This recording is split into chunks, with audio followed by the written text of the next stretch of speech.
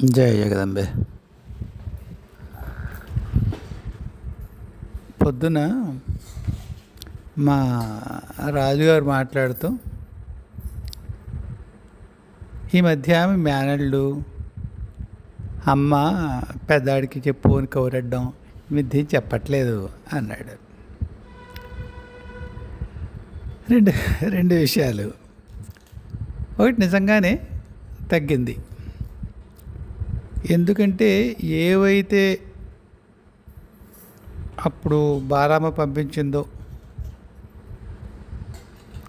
కొన్ని మాట్లాడడానికి వీలేని ఉన్నాయి, కొన్ని విశ్వ ప్రణాళికి సంబంధించినవి ఉన్నాయి, కొన్ని నా జీవితానికి సంబంధించినవి నేను రానివి ఇంకా తాతగారు అప్పుడు వద్దన్నవి ఉన్నాయి. అంచేత అనుభవాలు ఇంకా పదులు ఉంటాయి, పదుల సంఖ్యలో ఉంటాయి, మాట్లాడేందుకు వీల్లేవు. ఇంటికి వస్తున్న దేవతలు అవి మాత్రం చాలా విచిత్రంగానే ఉంటాయి. చెప్పానే రమా జయంతికి అని చెప్పి ఆవిడ నిరాహార యోగిని చెప్పి ఒకసారి యూట్యూబ్లో చూశాను, అమ్మని వాళ్ళ ఇంటికి వెళ్ళి కలిశానని చెప్పాను నేను. అలా ఆవిడికి అలా కనిపించినట్టుగా ఇప్పుడు ఎక్కువ మిగతా యోగులు నాకు తెలియదు, కానీ చాలా ఎక్కువ అమ్మలు వస్తారు. కాకపోతే ఎందుకు వస్తారో అనే కుతూహలం ఈనాటికి ఉంది. అది ప్రస్తుతానికి తీరేట్టుగా లేదు. అయితే వాళ్ళు అనుకుంటే తీరుస్తారు. కాకపోతే ఎదురుగట్లా ఒక అమ్మని కలవాలంటే కూర్చుని ఒకసారి కళ్ళు మూసుకుని ఎక్కడుందో ఏమిటో అనుకుని ఓ దిగ్బంధం చేసుకునో అలా లేదు. గురువుల కృప, పరమేశ్వరి ప్రేమ, మామూలుగా అలవోకగానే ఉంటుంది వ్యవహారం. తెలియడం సుమ, కనిపించడమా ఇంకేమన్నా అలా ఏం లేదు, తెలుస్తుంది.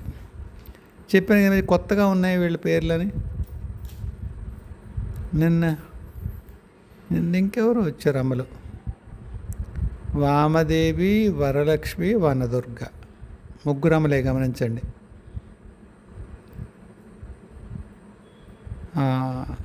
ఇంకొక ఆవిడెవరో. మొత్తంగా ఏం చెప్తానంటే అవి మామూలుగా విన్న పేర్లే కాదండం లేదు, కానీ వాళ్ళు ముగ్గురమ్మల్ని ఇప్పుడు నేను చెప్పిన దాంట్లో వామదేవి, వరలక్ష్మి, వనదుర్గ ఒక సెట్ కాదు, పొరపడ్డాను నేను. నిజానికి వీణాశ్యామల మూడు ఆవిడ అందులో. వామదేవి, కాళీ వేరేగా వచ్చారు. వారాహి అలాగా ఉంటానని చెప్పింది ఈ వారం రోజులు. నానెక్కడ ఉంటాను నేను అన్నానమ్మా, ఇక్కడే ఉంటావు కదే అని. అంటే ఒకవాడు చెప్పానే, ఒక వారాహి, ఒక కాళీ, మొత్తం ఇల్లంతా కనిపించేంత మొహం ఉంటుంది వాళ్ళది. దాని తాతగారు చెప్పారు, వేరే లోకం రా నాన్న, ఇది నువ్వు ఇక్కడి నుంచి చూస్తున్నావు కానీ ఇక్కడ చూడడం లేదు అని. అదే మాట కావాలి ఆవిడ కూడా అంది. అవి వేరులేరా, ఇది వేరు. నవరాత్రులుగాక ఉంటాను నేను. నవరాత్రులు ప్రత్యేకించి ఏం చేయట్లేదు. కిందసారి బాలమ్మంది, పెద్దాడింట్లో రోజు నవరాత్రి ప్రత్యేకంగా చేసేది ఏమిటి అని. పెద్ద సర్టిఫికేట్ అనుకున్నాను, దండం పెట్టి ఊరుకున్నాను. కాబట్టి ప్రత్యేకంగా నవరాత్రులు ఉంటూ విడిగా ఏం చేయట్లేదు. నిత్య పూజ, శ్రీచక్రాన్ని చేసుకోవడమే. కాకపోతే ఈ అమ్మలు ఎందుకు వస్తున్నారో తెలిస్తే ఇంకాస్త బాగుంటుంది, ముందు తెలుస్తుందేమో. అదేను అలా అని చెప్పి మాట్లాడరేమో అనుకుంటే అదే ఉండదు. నేను ఎవరో ఒంట్లో బాగుండకపోతే కాళ్ళం వచ్చి ఒరే ఏం చేయమంటావు అంది, ఏదో విషయం గురించి. అలా ఎలా ఉందమ్మా అన్నాను. అలా ఉంది, ఏం చేయమంటావు చెప్పు అంది.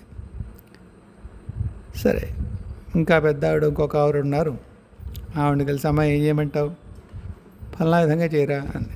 అయిపోయింది. ఎందుకు చెప్పాను ఇప్పుడు, మరి అన్నీ ఫలానా విధంగా ఏం చేయమంటావు, అన్నీ సర్వనామాలనే చేసావు కదా, ఏం చెప్పావురా అని అడుగుతారా? కాదు, నేను ఏం చెప్పానంటే ఇప్పుడు ఈ ముగ్గురమ్మలుగా రావడము, లేకపోతే వామదేవి, కాళీ రావడము, వారాహం రావడము, వాళ్ళ వివరాలు చెప్పకపోవడం ఉంది కదా, అది అక్కర్లేదు అనుకోవాలి. కాబోలు మా ఆవిడ అంటూ ఉంటుంది, చెప్పేది ఎలాగ చెప్తున్నారుగా, చెప్పట్లేదంటే చెప్పట్లేదంటే అక్కర్లేదని ఊరుకోవచ్చు కదా, ఎందుకంత దాని గురించి ఏమిటిది అనుకోండి. కుతూహలమే, వేరే కాలక్షేపం లేదుగా, అమ్మే కాలక్షేపం అంటాను నేను. కాబట్టి చెప్పొచ్చు, నిజంగా వివరం నేను తెలుసుకోవాల్సింది, నాకు తెలియాల్సింది ఎటో చెప్తారు. ఈ లోపల కొద్దిగా ఉత్సాహం ఎక్కువ, కుతూహలం ఎక్కువ. బాలమ్మ చెప్పినట్టు పెద్దాడు కుతూహలం ఎక్కువ వాడికి. 2-3 సోర్సుల నుంచి కనుక్కుంటే కానీ తృప్తి ఉండదు వాడికని. అలాగా ఈ కొత్తగా వివరాలు తెలిసే వైనంలో కాశీ ఒకటి కలిసింది. ఒక 2 రోజుల క్రితం చెప్పాను కదా, కాశీ రోజు పొద్దున వెళ్తానని. ఆ వెళ్ళడంలో కొన్ని కొత్త విషయాలు, పట్టించుకోవలసిన విషయాలు అనొచ్చా, లేదా కొత్తగా దృష్టికి వస్తున్న విషయాలు. ఇప్పుడు కొత్తగా జై గారు మనకి ఒక పరిచయం కదా, కాశీ సీక్రెట్స్ అని మన దగ్గర రాస్తారు కదా కామెంట్స్లో.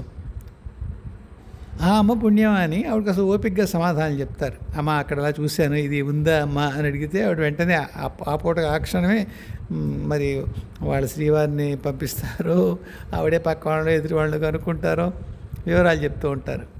మా దగ్గర పూర్వం తెలుగులో సామెత, మంగళని చూసి ఎద్దుకుంటుందని. మంగళి అంటే మీరు వాళ్ళు తప్పు తీసుకోకండి, అదేదో ఒక కులాన్ని చిన్న చేయడం కాదు, సామెత అలా ఉంది.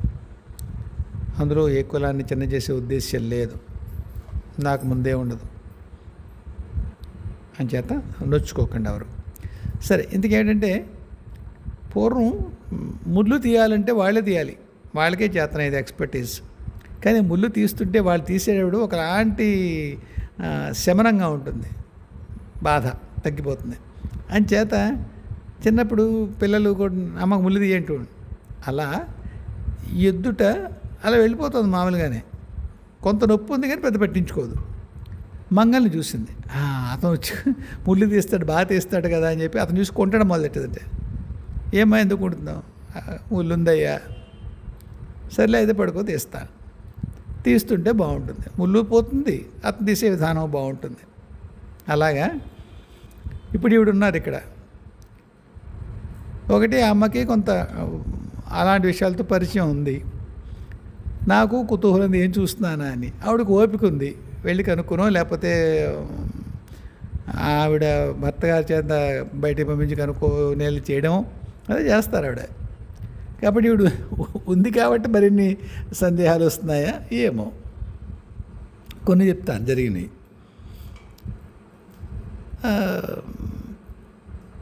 కపాలభైరవుడి గుడి, అందులో కాళిమ్మ గుడి ఉంది, చిన్నమస్తాంబ ఇద్దరు కనిపించారు నాకు, కాళీ చిన్నమస్త.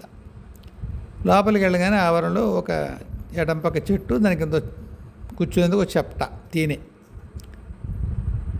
కొంత శుభ్రంగా ఉంది వాతావరణం. పూర్వం చాలాసార్లు అమ్మ నన్ను అక్కడికి పిలిచి అక్కడ హోమాలు చేయలేదు ఎరుగుదును, కానీ భౌతికంగా ఉందా లేదో చెప్పేవాళ్ళు ఎవరు లేకపోయారు. ఉన్నారు కదా జయమ్మ గారు, అని చేత ఆవిడని అడిగాను, అమ్మ ఉందా అలాగా అని. తప్పకుండా ఉంది బాబు, అక్కడ ఆ చెట్టు ఉంది, ఆ చెప్తా ఉంది, అశుభ్రంగా ఉంటుంది, అందులో మసీదు ఉంది కనుక వాళ్ళు కొద్దిగా అశుభ్రం చేస్తారు.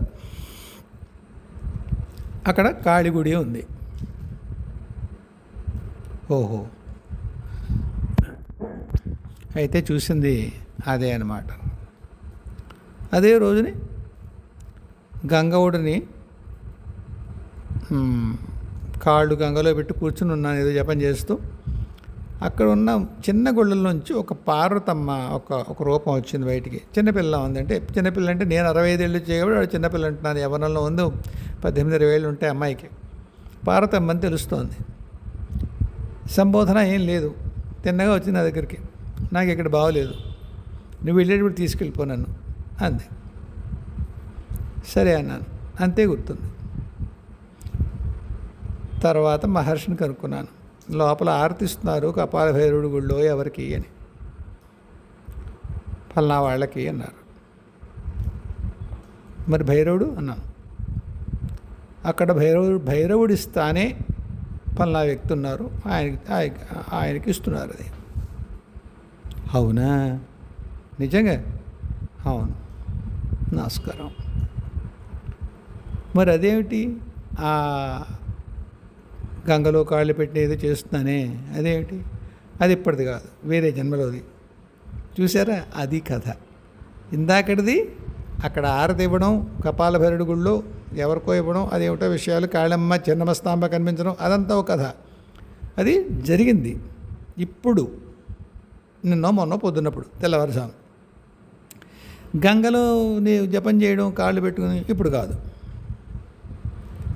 ఆ అమ్మని అడిగాను, జయ గారిని, అమ్మ ఇలా ఉందా గుడి? రాజేశ్వరి, రాజరాజేశ్వరి, పార్వతీదేవి, ఇంకో గుడి, ఏదో 3 గుళ్ళు ఉన్నాయండి, అందులో పార్వతమ్మ గుడి ఉంది. సో నేను చూసింది అది. అయితే పూర్వం కాశీ వెళ్ళలేదేటయ్యా అంటే, వెళ్ళానండి, 24 ఏళ్ల క్రితం వెళ్ళాను కాబట్టి ఇప్పుడు గుర్తుండేది కొద్దిగా కష్టమే. సరే, అది ఏమిటి? మొట్టమొదటిసారి భూమి మీదకి ఒకానొక కాళీతంత్రాన్ని కిందకి తీసుకొచ్చి సాధన చేస్తున్న వైనం ఎవరు? నా యొక్క ఒక రూపం, ఒక జన్మలో. ఆ తంత్రం నేను అక్కడ సాధన చేస్తున్నప్పుడు, మొట్టమొదటిసారి భూమి మీద పెట్టుకునే తంత్రం అది, దాన్ని అక్కడ సాధన చేస్తున్నాను కాబోలు. అమ్మ వచ్చి, నువ్వు వెనక్కి వెళ్తావుగా, అప్పుడు నన్ను తీసుకెళ్ళిపోయి ఇక్కడ ఉన్నాను. ఎక్కడి నుంచి వచ్చాను నేను? కైలాసం, మణిద్వీపం, దాన్ని ఏమంటారో తెలియదు, నాకు గుర్తులేదు. నాకు ఎప్పుడు రెండింటికి కన్ఫ్యూషనే. ఎవరికైనా ఈ విషయంలో థియరీ తెలిస్తే చెప్పండి. మొత్తానికి ఆవిడని అక్కడ తీసుకెళ్ళిపోయావు. అయితే ఇక్కడ లేదా? ఉంది, చిన్న అంశం మాత్రమే వదిలిపెట్టింది ఆవిడ. అప్పుడు ఏమైంది? ఇప్పుడు వద్దు, చాలా జన్మల క్రితం జరిగిన వైనం కదూ, ఇప్పుడు ఎందుకు? నీకు కనిపించింది నిజం, పార్వతీదేవి నేను అడిగింది వాస్తవం. కాళీతంత్రాన్ని, ఒకానొక కాళీతంత్రానికి కిందకి భూమి మీదకి మొట్టమొదటిసారి పట్టుకొచ్చావు నువ్వు. ఆ సాధన అయింది. వెళ్ళేటప్పుడు అమ్మని తీసుకుని వెనక్కి వెళ్ళిపోయా. బాగుంది, ఆనందం. మరొకసారి ధృవీకరించడం, మూలాలు ఎక్కడి నుంచి వచ్చేవు అన్న మూలాలు. మరి కాస్త సంతోషంగానే ఉంటుంది, ఒక ఉపశమనం ఉంటుంది. ఓకే, ఇక్కడ వాడిని కాదు, వెళ్ళిపోతాలే ఎప్పుడప్పుడు అని. బెంగ ఉంటుంది. ఎన్ని జన్మలు ఇక్కడ ఏ పని అయితే మాత్రం ఎక్కడికి బయటకు వచ్చి భూమి మీద దింపేస్తే అలాగే వెనక్కి రావద్దు. దింపింది ఎవడు? కుక్క. నువ్వు వచ్చావు పని మీద, దింపింది ఎవడు రా అని అడిగితే ఏం చెప్తావు సమాధానం? అంచేత అదో చిత్రానుభవం. ఈవేళ పొద్దున్న, నిన్న రాత్రి ఇంకొకటి చూశాను. నేను రాత్రి చూశాను, నాకు రాత్రి గుర్తొచ్చిందో అది. అన్నపూర్ణమ్మ గుడి దగ్గర కాగడాలు పట్టుకుని ఇత్తడి తప్పెట్లు ఉంటాయి పెద్దవి, అంటే ఇత్తడి తాళాలు ఉంటాయి భజన చేసేవి. దాన్ని ఏమంటారు? చెడదల తాళాలే, ఇలాగ ప్రమిదిలా ఉంటే ఒకదాని ఒకటి కొడతారు, శబ్దం వస్తాయి. అవి పెద్దవి అన్నమాట, ఇత్తడి తప్పెట్లని అన్నాను నేను. ఏదో ఆరతిస్తున్నారు. అమ్మాయి ఇలాంటి ఆరతి ఏమైనా ఉందా అన్నాను. అయ్యో లేకపోవడం ఏంటి ఆయన, శంఖనాదాలతో కైలాసంలా ఉంటుంది అది. విశ్వనాథుడి గుడి దగ్గర, అన్నపూర్ణమ్మ గుడి దగ్గర ఇక్కడ ఇస్తారు. మీరు ఇక్కడే ఉన్నారు, మీరు కాశీలోనే ఉన్నట్టున్నారు. నిజమే, నా సూక్ష్మదేహం కాశీ పెడుతున్నట్టు తరచు. పుణ్యం వెళ్ళడం ఏంటి, నా బొంద తీసుకెళ్తారు. మనకి వెళ్ళడమే మన చాయిస్ అయితే పాకిస్తాన్ డిఫెన్స్ మీటింగ్లోకి వెళ్ళాం, కాశీ ఎందుకు వెళ్తాం? కాశీ దండం పెట్టుకొచ్చేయడమే మన చాయిస్. ఉంటే పాకిస్తాన్ వెళ్ళాం డిఫెన్స్ మీటింగ్లోకి. సర్లేండి, ఈ గోలకేం కానీ అది అయింది. ఈవేళ పొద్దున్న తెల్లవారుజాముని ఒక మూలికలు ఏదో అభిషేకం చేస్తున్నారు, దాన్ని నూరి విశ్వనాథుడికి. తర్వాత గులాబీ రంగులో ఉన్నాయి పాలు, గంగమన్ను. ఓ, ఇలాంటి అభిషేకం కూడా ఉందా అనుకుని జయ గారికి మళ్ళీ మెసేజ్ పెట్టాను. అమ్మాయి ఏమైనా కనుక్కుంటారా?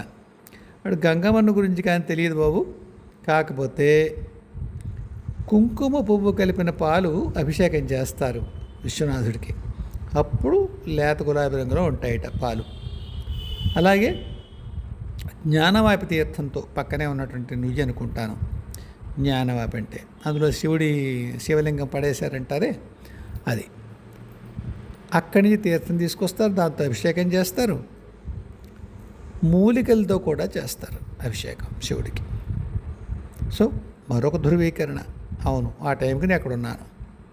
నేను అంటే హైదరాబాద్లో ఉన్నటువంటి ఈ శరీరం కాదు, హైదరాబాద్లో ఉండే ఈ శరీరం యొక్క సూక్ష్మ శరీరం లేదా ఆ సూక్ష్మ శరీరం యొక్క ఒక భౌతిక దేహం హైదరాబాద్లో ఉందేమో. The converse could be necessary true. Anyways, so చెప్పొచ్చేది ఏంటంటే కాశీతో ఇలా కొత్త అనుభవాలు పూర్వం లేవా అంటే ఉన్నాయి, ఇలాంటి వివరాలు లేవు. ఉంటునేమో ఎవరన్నా కనుక్కుంటే, ఎవరన్నా అక్కడ కాశీలో ఉన్న వాళ్ళు ఎవరిని చెప్పుంటే తెలుసుండేదేమో. నా పుణ్యం ఆ అమ్మ అక్కడ ఉన్నారు, ఆవిడకు ఊరి ముందు చెప్పడానికి.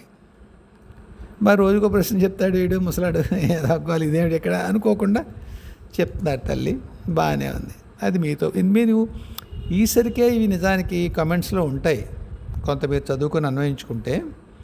కాకపోతే ఏంటంటే అందరూ కమెంట్స్ చదవరు కదా. నేను యూట్యూబ్ చూడగలిగే రోజుల్లో నేనేం కామెంట్స్ చదివేవాడిని కాదు, కాబట్టి అందరూ చదువుతారని కూడా చెప్పలేము. అందువల్ల ఒకసారి మీద చెప్దామనిపించింది. మా రాజుగారు చెప్పినట్టు పెద్దాన్ని చూడమను అనేవి ఉన్నాయి ఈవేళకి. కాకపోతే కొన్ని చెప్పగలిగి ఉంటాయి, కొన్ని చెప్పలేని ఉంటాయి కనుక చెప్పట్లేదు. కొన్ని ప్రత్యేకించి మరి నాకేమన్నా నన్ను అప్గ్రేడ్ చేశారో ఏమిటో, మళ్ళీ ఆవిడ ఫిల్టర్ చేయకుండా బాలమ్మ డైరెక్ట్గా వాళ్ళ దేవతల్ని పెద్దాడి దగ్గరికి వెళ్ళి వచ్చి మాట్లాడేయండి అంటుందేమో. మరి ఇప్పుడు కాళమ్మ ఆవిడ దగ్గరికి వస్తే కూడా బాలమ్మ దగ్గరికి వెళ్ళి వచ్చేవాళ్ళు. ఇప్పుడు అలా అక్కర్లేదా? కొన్నింటికి అక్కర్లేదా? వైనం తెలియదు. ఇప్పుడు ఈవేళ రేపు ఏమైనా ఉందనుకోండి, ఏదైనా సమస్య ఉంటే పెద్దాడిని ఏం చేయొద్దను, వినమను ఒకసారి. ఎవరన్నా చూడాల్సిన అంటే వాళ్ళు చూసేస్తారు లేవాడు విన్నప్పుడు అంటుంది ఆవిడ. ఓహో, ఇది అప్గ్రేడే అనుకున్నాను. పూర్వం రేవండి ఒకసారి చూడమని ఒకసారి మాట్లాడమను, ఆ సోల్ని పిలిచి అనేది. ఇప్పుడు కొంత ఈ గత నెల్లాళ్ళుగా పెద్దగా సోల్స్ రాలేదు. ఎవరన్నా ఉంటే ఒక సమస్యలు చెప్తుంది, ఒకసారి పెద్దాన్ని ఏమనరా, ఏం చేయొద్దంలే, వాడితో ఎవరో వాళ్ళు ఉంటారుగా, వాళ్ళు చూస్తారు అంటుంది.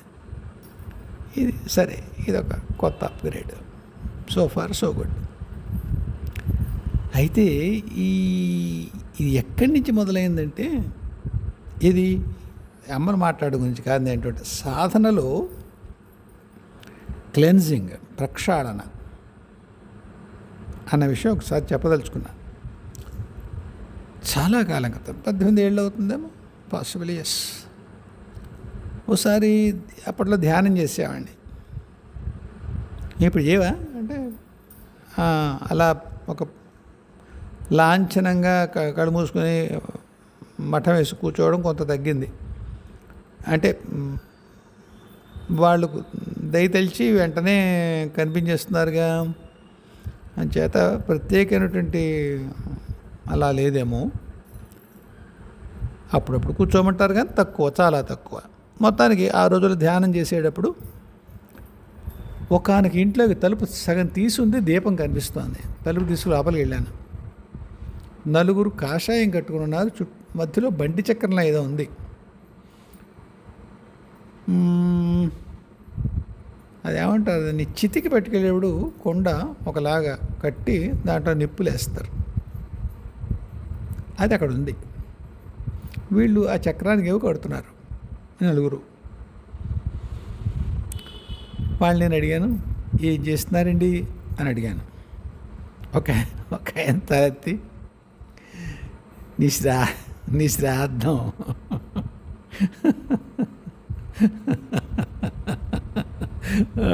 అన్నాడు ఆయన. వీడి మొహం కొత్త సంతకల్లా ఇంత మొక్క అన్నాడేమిటి అనుకుని చెదిరిపోయింది ధ్యానం. అప్పట్లో మా గురువుగారిని బాగా సతాయించేవాడిని. స్వామి దీని అర్థం ఏంటి, స్వామి దాని అర్థం ఏంటి అంటుండే. తాతగారు వచ్చిన తర్వాత ఆయన అడుగుతున్నాను అనుకోండి, సరే అప్పుడే ఆయన చెప్పారు. సరేందే చూశారు కానీ అంత విసుగ్గా చెప్పాడు ఆయన. మీ గురించే చేస్తున్నారు వాళ్ళు మరి నా గురించి చేసినప్పుడు ఇతరనైనా చెప్పకుండా అన్ని శ్రాద్ధం అంటాడే అన్నాను. చెప్పింది రైటే, చెప్పిన విధానం కొంత తీవ్రంగా ఉందంతే. మీకు ఎంట్రీ ఉంది కదా, ఎక్కడికడితే వెళ్ళిపోకూడదు స్వామి, వెళ్ళేదే కట్టు, చూసి వచ్చేయాలి. వాళ్ళని ప్రశ్నించడం ఏంటి మీరు? సరే అక్కర్లేదు అన్నారు. ఎందుకు ఏడు శ్రాద్ధం అంటే అన్నాను.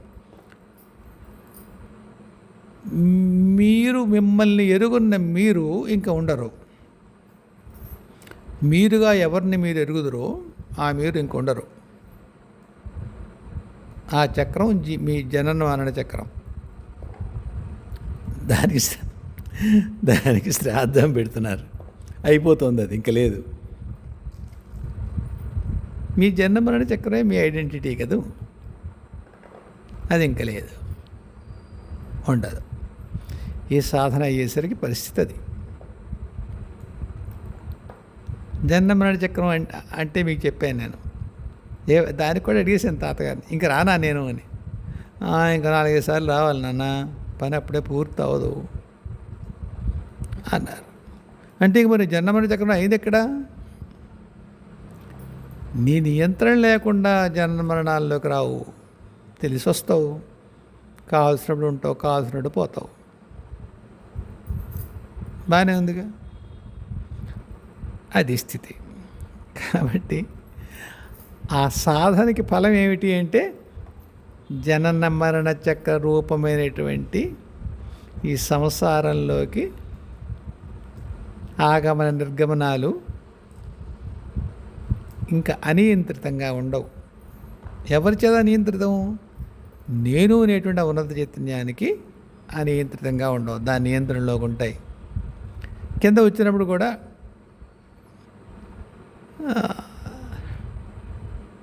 ఆత్మానం మానుషం బండి అనక్కర్లేదు, నేను ఎవరు తెలిసే వస్తాం.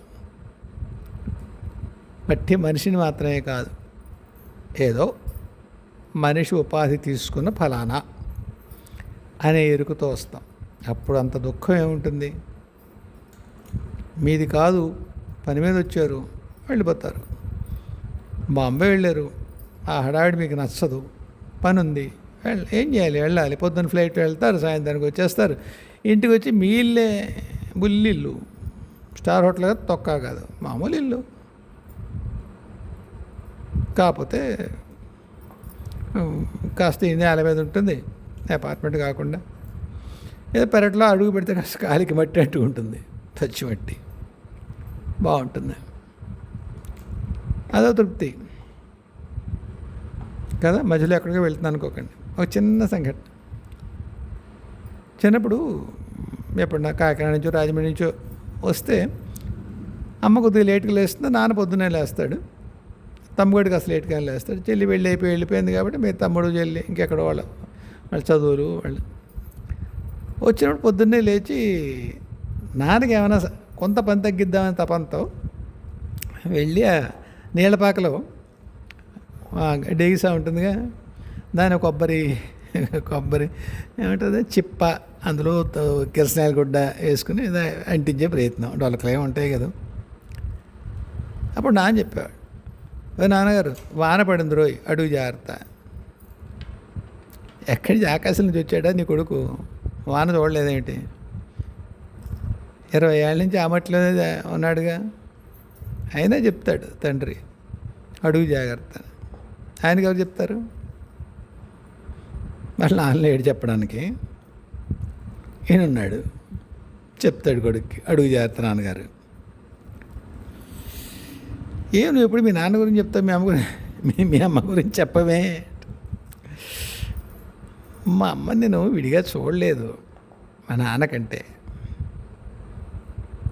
భిన్నంగా చూడలేదు.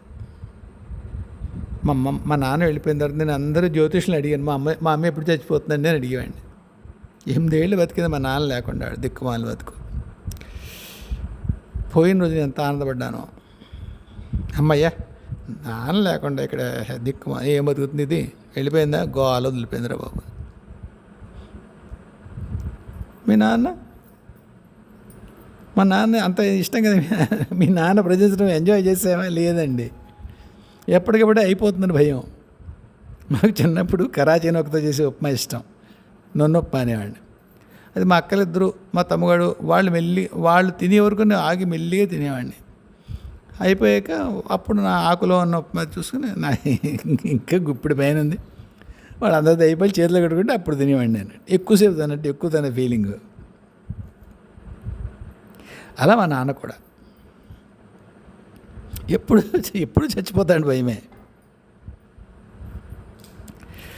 స్కూల్కి వెళ్తుంటే వెనక్కి వస్తుంటే బస్సు గుద్దేస్తుందేమో, రామచంద్రపురం పెడితే బస్సు కింద పడిపోతాడేమో,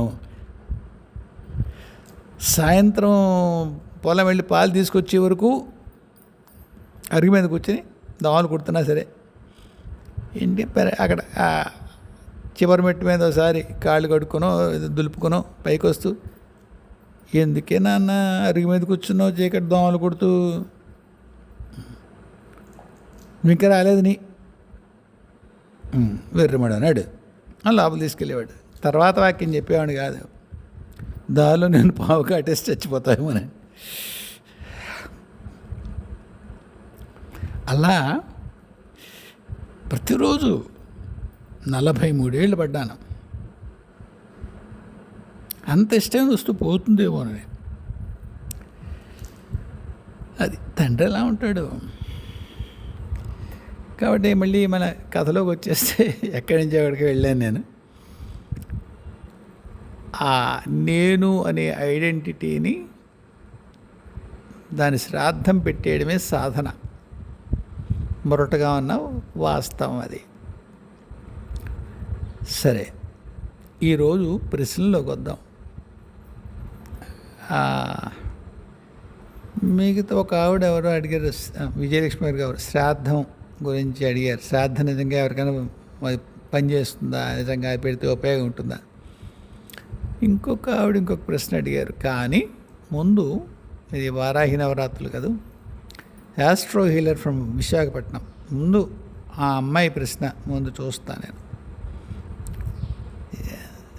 ఎందుకంటే ఆవిడ అంటలేదు ఏకవచనంలో. ఒకటి చిన్నమ్మాయి ఖాయంగా, 2 విశాఖపట్నం కదా, కొంత ఎక్స్ట్రా చనువు తీసుకోవచ్చు. మనూరు అదేంటి ఇది కాకినాడ రాజమండ్రి అనుకున్నాక, అవును విశాఖపట్నంతో ఉన్న అనుబంధం వేరే. అక్కడి గాయాలు సంతోషాలు ఇంకా పచ్చిగానే ఉంటాయి. 32 ఏళ్ళు అయినా ఇంకా పచ్చిగానే ఉంటాయి. ఎప్పటికీ ఆగస్టు 94లో పొట్టట్టుకొని ఆ గవర్నమెంట్ కంపెనీ మూసేసే పరిస్థితికి వచ్చినప్పుడు కేవలం ICAA ఇంటర్మీడియట్ క్వాలిఫికేషన్తో 30 ఏళ్ళు దాటి ఆ ట్రక్కుతో సామాను పట్టుకెళ్తూ సూర్యాస్తమైన టైంకి విశాఖపట్నం వదులుతుంటే పడిన బాధ ఎప్పటికీ పచ్చిగా ఉంటుంది. 32 ఏళ్ళు హైదరాబాద్లో ఉన్నాను. మా అమ్మ ఎప్పుడు అనేది, నాన్న మానింది మందు, బతికింది ఊరు.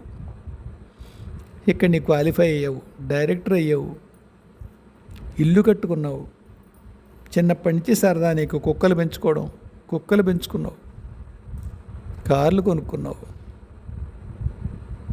ఏ నాన్న ఈ ఊరు నీకేం తక్కువ చేసింది? దీక్ష ఇక్కడే అయింది. ఎన్ని శ్రీవిద్య జపాలు చేసావు నాన్న? ఈ ఊరు కాదు ఇంకా విశాఖపట్నం నుంచి ఎందుకురా దేవుళ్ళు ఆడతావు అనేది. అలాగా మానింది మందు, బతికింది ఊరు. అయినా విశాఖపట్నం అంటే పచ్చే. ఎప్పుడన్నా ఆ బీచ్కి వెళ్తే ఇంకా పచ్చిగా ఉంటుంది. రాత్రి 1 గంటకి స్నేహితులు ఇద్దరు కూర్చుని అటు ఇటు బీరు సీసాలు రుచి కూర్చునేవారు. నాకు తాగడం అలవాటు లేక, అంటే తాగడం అలవాటు లేకంటే ఒట్టిగా తాగడం అలవాటు లేక పూజలో నిస్సంకోచంగా గ్రహిస్తాను. సనాతన ధర్మవాదులకి నచ్చకపోయినా వామపంథాలో ఉన్నాను. అమ్మ ప్రసాదంగా స్వీకరిస్తాను, సంతోషంగా స్వీకరిస్తాను, సిగ్గు లేకుండా. ఎనీవేస్, ఆ బీచ్లో పోలీసు 1 గంట అయిపోయింది, ఇంటికి వెళ్ళండి అని చెప్తుండేవాడు. ఎప్పుడన్నా తప్పి దారి 32 ఏళ్ళలో 3-4 సార్లు వెళ్ళానేమో. వెడితే బీచ్కి వెళ్ళాలిగా. పెడితే ఆయన మా ఊళ్ళో గ్రామదేవతలాగే, ఎరా బాబు వదిలేసాడు పూర్తిగా, ఇటు రావా అన్నట్టుగానే ఉంటుంది. సరే, అందువల్ల ముందు ఈ యాస్ట్రో హీలర్ ప్రశ్న ముందు మొదలు పెడతాను. వారాహి నవరాత్రులు రకరకాలుగా చెప్తున్నారు. చేయొచ్చా, చేయకూడదా? ఎవరు చేయొచ్చు, ఎవరు చేయకూడదు? ఉపదేశం లేకపోతే, దీక్షితులు కాకపోతే చేయకూడదా? సమాధానం చెప్తాను. ఎప్పట్లాగే కొంత నాదైన రీతిలో చెప్తాను. కొంత కటువుగా ఉండొచ్చు, వాస్తవం మాత్రం. అవును సుమా, ఎవ్వరిని నిందించే ఉద్దేశ్యమే లేదు. చెప్పేది కటువుగా ఎందుకు ఉంటుందంటే, ఎందుకు అలాగ అర్థం చేసుకోకుండా ఏదో అయిపోతారు ఎందుకు ఆ వారాహి గురించి, ఉండనివాడు దాన్ని అలా సుఖంగా అనిపిస్తుంది. కొన్ని నెలల క్రితం ఒకసారి ఇదే వీడియోలో, ఇలాంటి వీడియోలో ఒకసారి పోస్ట్ చేశాను నేను. అమలాపురం దగ్గర కలవకొలను, అప్పుడు పేరు చెప్పాను లేదు, ఇప్పుడు చెప్తున్నాను. ఆ ఊరు పేరు వచ్చింది. అంతకుముందు కలవకొలను సదానంద ఏదో ఒక ఆయన రచయిత ఉండేవారు, అంతే తప్పిస్తే కలవకొలను ఊరు ఉంటుందని నాకు తెలియదు. అమ్మ చెప్పింది, కలవకొలంలో రాజరాజేశ్వరిని అంది. అంటే కామేశ్వరి అన్నారు అనుకోండి. ఆ పూజారికి ఫోన్ చేస్తే, నాన్న అక్కడ ఒక సమస్య ఉంది, ఒకసారి వెళ్ళి మాట్లాడు అంది. ఇది చెప్పాను నేను. మళ్ళీ ఒకసారి పునరుక్తి. ఎలాగో ఫోన్ నెంబర్ కనుక్కొని అక్కడ ఆయన కనుక్కుంటే ఆ పూజారి గారిని, అవునండి సమస్య ఉంది, మీకు ఇలా తెలుసు అన్నారు. ఆమె చెప్పింది, స్వామి విషయం ఏంటి చెప్పండి అన్న. సమస్య అంటేనండి, ఇక్కడ వారాహి గుడి కడదాం అనుకుంటున్నాను, అవ్వట్లేదు, కనుక్కొని చెప్తారా అన్నారు. అలాగే బాబు కనుక్కుంటాను. కనుక్కున్నానమ్మని. ఏమిటే విశేషం, అక్కడ ఏం చేయమంటావు, దేనికోసం నా వరకు తీసుకొచ్చావు దీన్ని అమ్మా? నాన్న ఆవిడ గుడి కట్టాలంటున్నాడు కదా, వద్దని సలహా. వద్దురా, నాకు గుడేమిటి నాన్న, ఇంట్లో చేసుకోవాల్సిన సాధన. కాశీలో ఉందంటే అది వేరే. మామూలుగా ఏదో వెంకటేశ్వర స్వామి గుడి కట్టినట్టుగా వెళ్ళి ఒకసారి కొబ్బరిగా కూడా దండం పెట్టి వచ్చేస్తారేంటి వారాహి గుడికి? వద్దంటుందమ్మ. అలా మామూలుగా వచ్చి దర్శించుకునే గుడి కాదు కదా నాన్న, అది నా పని కాదురా. వాళ్ళకి అర్థం అవ్వట్లేదు. భక్తులు చాలామంది కట్టమంటున్నారు, చాలా ఒత్తిడి ఉంది నా మీద, ఇక్కడ గుడి కట్టమని ఏం చెప్పారు ఆయన, ఆ పూజారి గారు. నేనే ఆపుతున్నాను రా, వాళ్ళకి తెలియదు నాన్న వాళ్ళకి. ఏం చేస్తారు వచ్చి, ఉన్నది ఎవరు చాలరా, ఇప్పుడు ఎందుకురా గుడి అంది. అమ్మ వాళ్ళు కట్టమని నీకేమే వచ్చి దండ పెట్టుకుంటారు నాన్న. గుడి అనగానే సంబరంగా యంత్రం పెడతారు, దాన్ని సంభాళించుకోలేరురా నాయనా, అది సంభాళించుకోలేరు. తగదు తప్పదు అంటే ఓ విగ్రహం పెట్టుకోమను, ఏ యంత్రము వద్దు నాన్న. మొట్టమొదటి ఆప్షన్ గుడొద్దు, రెండవది విగ్రహం పెట్టుకోమను, యంత్రం మాత్రం వద్దు, సంభాళించుకోలేరు అంది. ఇది ఇప్పుడు మన గురు కరుణామయ్య గారైనా, నండూరి శ్రీనివాస్ గారైనా, లేకపోతే సామవేదం వారైనా, ఇంకెవరు మన పద్మాకర్ గారు, వీళ్ళు కొంత ఉపాసనల గురించి మాట్లాడేవాళ్ళు. నేను విన్న వాళ్ళలో ఉపాసనల గురించి చాగంటి వారు ప్రవచనాలు చెప్తారు, నేను దాని గురించి చెప్పట్లేదు. ఉపాసనల గురించి ముఖ్యంగా మాట్లాడేది ఈ నలుగురు కొంత ఎక్కువ. వాళ్ళు ఒక శాస్త్రం, ఫలానా తంత్రం, ఫలానా గ్రంథం ఇలా ఉంది అని చెప్తారు.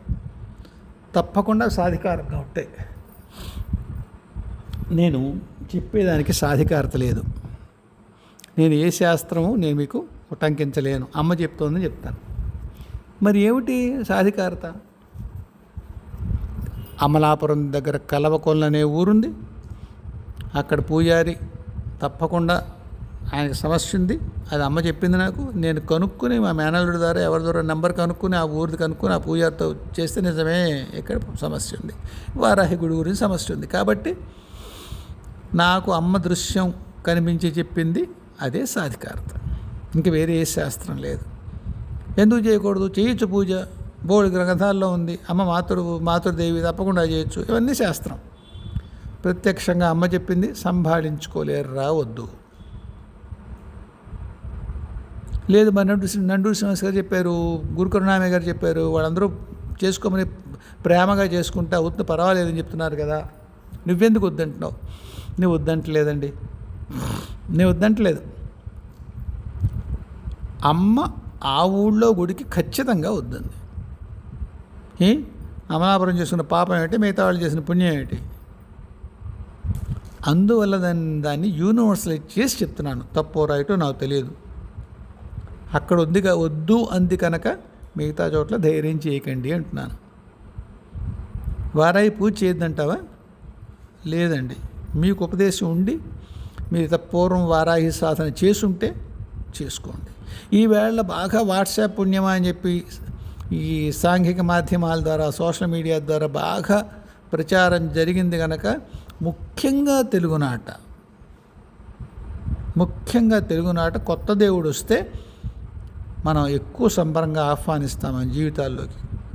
80లో అయ్యప్ప స్వామి అయినా, తర్వాత మన ఎవరు అమ్మ సంతోషి మాత అయినా, వైభవలక్ష్మి అయినా, నండూరి శ్రీనివాస్ గారు చెప్పిన సప్త శనివారాల వ్రతమైనా మనం చాలా ఉత్సాహంగా చేస్తాం తెలుగు వాళ్ళం. ఆ పరంపరలో భాగంగానే వారాహి. అవునా కాదా? నచ్చుకోకండి. అవునా కాదా?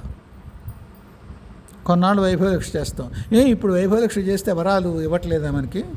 ఇప్పుడు అయ్యప్ప స్వామి ముక్కులు మొక్కితే అవ్వడం లేదా? అప్పనపల్లి ఎందుకు మానేశారు? మొత్తం రాష్ట్ర నలుమూల నుంచి వచ్చారు అప్పనపల్లి. ఆ గుళ్ళో విగ్రహం కూడా పెట్టలేదు ఆయన అప్పట్లో నాకు తెలిసి. కొన్నాళ్ళ పాటు కాకినాడ చొల్లంగి దగ్గర అమ్మ మహాలక్ష్మి గుడికి యానాన్ని నడిచి వెళ్ళేవారు. 20 కిలోమీటర్లు నడిచి కాలినడకనే. ప్రభాదేవిలో గణపతి గుడికి వెళ్తారే బాంబేలో, అలా ఒక ఊరేగింపుగా. ఇప్పుడుందా ఆ ప్రభ? కొత్తగా వచ్చిన ప్రేమ వారాహి మీద. ఎందుకు వారాహి జోలికి? మీ దగ్గర పూర్వం మీకు తెలిసిన దేవతలు చెయ్యనిది ఏమిటి? వారాహి మీకు చేసేది ఏమిటి చెప్పండి? నువ్వెవడరా చెప్పడానికి అన్నారనుకోండి, నేను ఎవరిని కాదండి, ఆ యాస్ట్రోయర్లోనే అమ్మాయి అడిగింది నేను చెప్తున్నాను. కాకపోతే వాక్ స్వాతంత్రం ఉంది కాబట్టి నా పద్ధతిలోనే చెప్తాను. కష్టమైతే నొచ్చుకోకండి, వదిలేసేయండి. నా సలహా వినకండి. సలహా వింటారా? వారాహి జోలికి వెళ్ళకండి. అమ్మ తనంతరగా తాను ప్రజల్లోకి వచ్చి తన ఆరాధనలు అందుకునే వాళ్ళని అనుగ్రహిద్దాం అనుకుంటూ నువ్వాడు గాడిద కొడుకు మధ్యలో ఆపడానికి అని తిట్టుకుంటారా? బంగారంలా తిట్టుకోండి. ఒక్కటి నిజం, మీ క్షేమం కోరే చెప్తున్నాను. వారాహి సాధన చెయ్యగలిగితే చెయ్యండి. గురుముఖత మంత్రం తీసుకోండి, ఒడిదుడుకులను సహించండి, తల్లి అనుగ్రహాన్ని పొందండి. ఓ అద్భుతం, పరమాద్భుతం. మీరు మీ ఏమంటారండి, అక్కడెక్కడో చేలోకో తోటల్లోకో అడవి పందులు వస్తుంటే అక్కడ వారాహి బొమ్మ పెట్టాం ఫోటో, అడవి పందులు ఆగిపోయాయి. కొబ్బరికాయలు దిగుబడి తగ్గిపోయి తోటలో పెట్టినాం వారాహి బొమ్మ పెట్టాం, కొబ్బరికాయలు దింపు పెరిగింది. కోర్టు కేసులు ఆల్రెడీ బగళాముఖి మొదలుపెట్టారుగా, మళ్ళీ వారాహి ఎందుకు కోర్టు కేసుకి? చేయండి. విష్ణు సహస్రం లేవా కోర్టు కేసులు తీరడానికి? రామాయణంలో ఉన్నాయి కదా, కొన్ని సర్గలు చేస్తే కోర్టు కేసులు విజయం వస్తుంది. చెయ్యండి పారాయణ, రామాయణం పారాయణ చేయండి. రామాయణంలో పెద్దవారు ఎవరినైనా చెప్తారు. ఈ 4-5 ప్రవచనకర్తలు ఎవరినైనా కాస్త వాళ్ళని ఆశ్రయించండి. అయ్యా ఇలా కోర్టు కేసు ఉంది, రామాయణంలో పలానా ఏదో కొన్ని సర్గలు చదివితే కోర్టు కేసుల్లో విజయం ఉంటుంది కదా, చెప్పండి అని అడగండి. పిల్లాడి పెళ్ళి అవ్వట్లేదా? పిల్లాడి పెళ్ళి ఈవేళ అవ్వట్లేదేంటి? 2026లో ఎప్పటి నుంచో మగపిల్లాడి పెళ్ళి అవ్వక ఆడపిల్ల పెళ్ళి అవ్వక 190,000 మంది అడిగారు. వాటి సొల్యూషన్స్ ఉన్నాయి కదా, మంత్రాలు ఉన్నాయి. శచీపురంతరం చేసుకోండి ఎవరైనా అడిగి, లేదా రుక్మిణీ కళ్యాణం చేయండి, గౌరీ కళ్యాణం చేసుకోండి. యానాం దగ్గర ఆ శివుడు ఉన్నాడు అవతల పక్క మురమళ్ళలో, రోజు కళ్యాణం చేస్తారు. ఆయన పేరు వీరేశ్వర స్వామి. వెళ్ళి అక్కడ కళ్యాణం చేయించుకోండి, పెళ్ళి అవుతాయి. వ్యంగ్యంగా అంటలేదు, తిట్టట్లేదు, తిమ్మట్లేదు. నన్ను నన్ను నన్ను అపార్థం చేసుకోకండి. కొత్త దేవత వెనకాల పరిగెత్తకండి. వారాహి కొత్తదేమిట్రా? మీకు కొత్తే, మీకు కొత్తే వారాహి. దండనాయకి పరమేశ్వరికి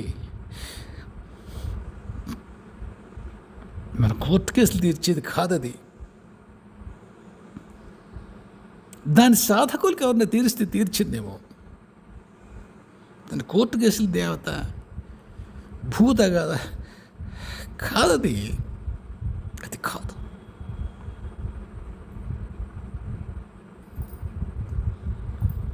వెళ్తారా అమ్మ దగ్గరికి? వెళ్ళండి.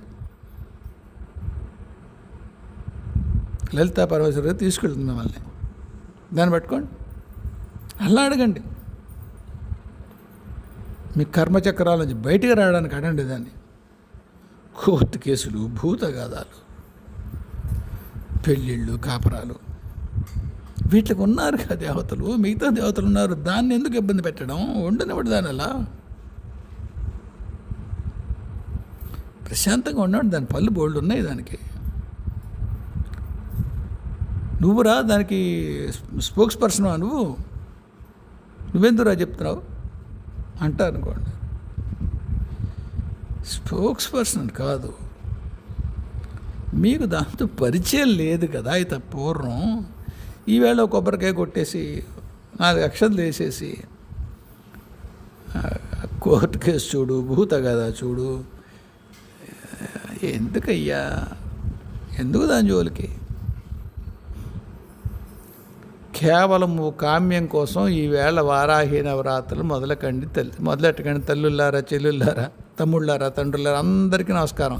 ఈవేళ మీకు కొత్తగా వచ్చినటువంటి ఉత్సాహంతో వారాహి నవరాత్రులు, వారాహి పూజలు, వారాహి సాధనలు, సాధనని పెద్ద పదమని వాడడం, వారాహి పూజలు చేసుకోకండి. దాని మానాన్ని అక్కడ ఉండనివ్వండి. ఎవరికి తెలియకుండా, ఎవరికి అజ్ఞాతంగా దాని పేరు కూడా తెలియకుండా ఉందా ఈ నీళ్ళు శతాబ్దాల పాటు ఉండనివ్వండి, అక్కడ పడి ఉండనివ్వండి దాన్ని.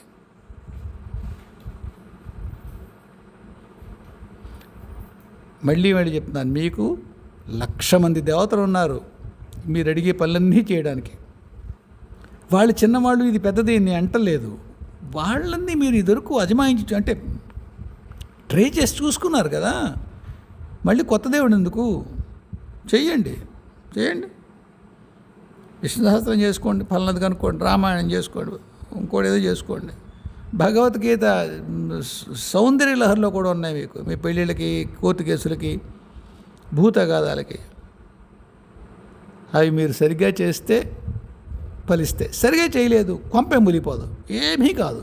ఓ సౌందర్య పారాయణ సరిగ్గా చేయలేదు కొండి, ఈ పిచ్చి కథ సరిగ్గా చదవలేదనుకుంటుంది, ఊరుకుంటుంది. రామాయణం చేశారు, సరిగ్గా చేయలేదు, సరిగ్గా తప్పులు చదివారు, మంత్రం సరిగ్గా చేయలేదు, ఏమంటారు దాన్ని, ఇన్ని రోజులు మళ్ళు తళ్ళు ఏమైనా ఉంటే చేయలేదు, పర్వాలేదు, కొంపే ములిపోదు. అయ్యిందా, ఫలం లభిస్తుంది, అవ్వలేదు, పర్వాలే. వారాహితో అది కాదు కదా. ఆ అమ్మ యొక్క పని అది కాదు, దాని తత్వం అది కాదు. అది అగ్నిపర్వతం. దాని దగ్గర చుట్ట కాల్చుకోవడానికి, కందికాయలు కాల్చుకుందుకు ఎందుకు దాని జోలికి? అగ్నిపర్వతం నిప్పే అగ్నిపర్వతం నిప్పేందుకు? అగ్గిపెట్టి ఉండగా మనకి దాని జోలికి ఎందుకు? దాని ఆనందాన్ని ఉండేవ్వండి. ఇది నా ఉద్దేశ్యం. వారాహి సాధన చేస్తారా? మీ జీవాత్మకి, మీ గురువులకి, మీ పరంపరలో మహాత్ములందరికీ నమస్కారం. బ్రహ్మాండంగా చేసుకోండి, ఉద్ధరించబడండి. కొత్తగా మొదలెట్టే వారాహి పూజలు చెయ్యకండి, అక్కరలేదు. మీకు మళ్ళీ మళ్ళీ ఇన్నిసార్లు పునరుక్తి చేస్తున్నాను, క్షమించండి. మీకు పల్లే కావాలంటే 100 మంది దేవతలు, 100 మంది పద్ధతులు, 100 వ్రతాలు పూర్వం మీరున్నాయి, ఆంధ్రదేశంలో చేసిన వాళ్ళే, పొందిన వాళ్ళే. వాటిని నలుగురు నడిచిన మార్గం సుఖంగా అవి చేసుకొని ప్రశాంతంగా ఉండి ఆనందంగా ఉండి పిల్లాపాపలతో సుఖంగా ఉండండి. రంపాలతోటి, వజ్రాయుధాలతోటి బెండకాయలు, గోరుచిక్కుడుకాయలు, ఉల్లిపాయలు తరుక్కునే ప్రయత్నం చేయొద్దు. మనం హ్యాండిల్ చేయలేము. తప్పుగా తీసుకోకండి.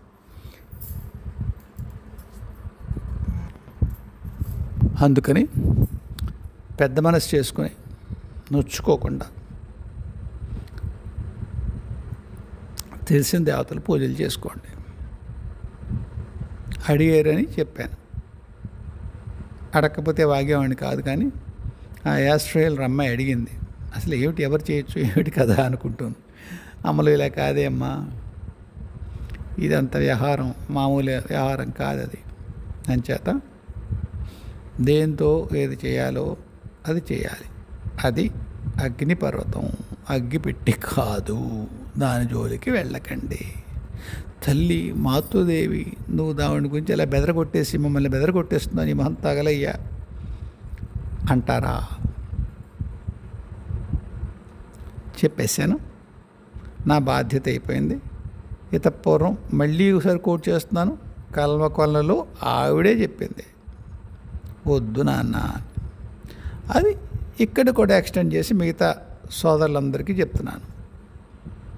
అంతే, వేరే ఉద్దేశం లేదు. అందరూ హాయిగా ఉండండి. మళ్ళీ కలుద్దాం. జయ గురుదేవ్, జయ జగదంబే, స్వస్తి.